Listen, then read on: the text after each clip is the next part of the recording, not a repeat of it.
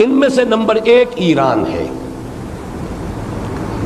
اگر ہم چلتے ہیں عرب سے مشرق کی طرف تو ایران ایک اعتبار سے یہ بازی لے گیا ہے پورے عالم اسلام پر.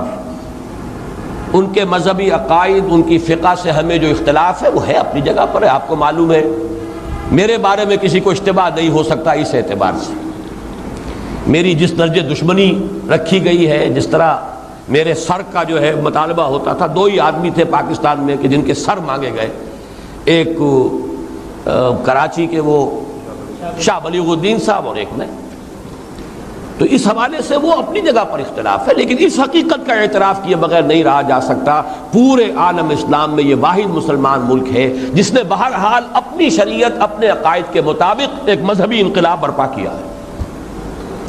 اور پورے عالم اسلام میں مذہبی سطح پر حکومت کی سطح پر فنڈامنٹلسٹ صرف ایک ملک ہے، یا دوسرا جو ہے تھوڑا سا وہ ہے سوڈان، لیکن اس کی اہمیت اس لیے نہیں کہ وہ کسی عوامی انقلاب سے نہیں بنا، بلکہ وہ تو ایک فوجی انقلاب سے شکل بنی ہے جو بھی بنی ہے. اللہ کرے اس میں استقامت ہو، اس سے یقینی کوئی نتیجہ برآمد ہو جائے. خبریں بھی اچھی آ رہی ہیں، لیکن میں تو دنیا کا جو پرسپیکٹو ہے اس کے حوالے سے عرض کر رہا ہوں کہ اس پہلو سے ایران ان کا ٹارگٹ ہے، ٹارگٹ نمبر 1 ایک خاص اعتبار سے. ٹارگٹ نمبر 1 ایک دوسرے اعتبار سے ہم ہیں، وہ میں بعد میں عرض کروں گا. چونکہ حکومت کی سطح پر فنڈامنٹلزم ہے اور وہ آیا ہے ایک عوامی انقلاب کے نتیجے میں، پھر ان کے پاس تیل کی دولت ہے، اس کے خلاف اکنامک سینکشنز بھی ہو جائیں تو اگر لیبیا کھڑا ہو سکتا ہے تو بہرحال وہ بھی کھڑا ہو سکتا ہے. اور نقشہ وہ دنیا کو دکھا چکا ہے کہ لڑا دے ممولے کو شہباز سے. یہ نقشہ بھی اس نے دکھا دیا ہے. یہ ہے ایران کا معاملہ. نمبر 2 پاکستان. پاکستان 400 برس کی تجدیدی مساعی کا امین ہے، امانت دار ہے.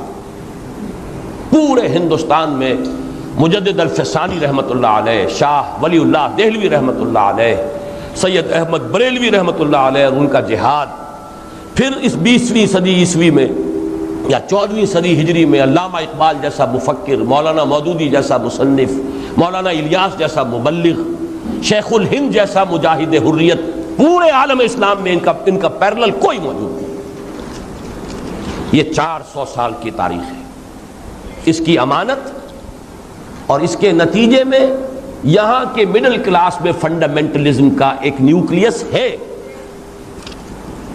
اگرچہ حکومت کی سطح پر کوئی پیش رفت نہیں ہو سکی آج تک، بلکہ اب تو پسپائی ہو رہی ہے، اب پیچھے ہٹ رہے ہیں. وہ ہمارے ان سیاسی جو بھی زعماء ہیں، جو جماعتیں ہیں، ان کی غلطی اور الیکشن ہی کو واحد میدان بنا کر اس کے اندر اپنا سارا وقت اور توانائی اور قوتیں ضائع کر دینا، یہ ہے در حقیقت جس کا کہ یہ صدا مل رہی ہے کہ اس اعتبار سے تو پسپائی کی طرف ہے معاملہ، کسی پیش رفت کی طرف نہیں ہے. لیکن باہر والے تو دیکھتے ہیں نا کہ اندر کیا کچھ مواد موجود ہے. اگر مڈل کلاس میں وہ فنڈامنٹلزم کا بارود موجود ہے تو کسی بھی وقت اس کے اندر جو ہے وہ کوئی دھماکہ ہو سکتا ہے. دوسری بات جو ان کے لیے ایک اعتبار سے ٹارگٹ نمبر 1 ہمیں بنا رہی ہے وہ ہمارا ایٹمک نو ہاؤ ہے.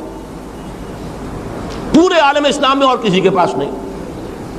اسلامی بم اگر بنے گا تو یہی بنے گا. یہ ہے مختلف اسباب جس کے بنا پر ایران اور پاکستان کو آپ بریکٹ کر لیجئے، یہ اس نیو ورلڈ آرڈر یا آج کی میری گفتگو کے حوالے سے یہودی اور عیسائی گٹھ جوڑ کا جو ٹارگٹ نمبر 1 ہے، ایک اعتبار سے ایران ہے، ایک اعتبار سے پاکستان ہے.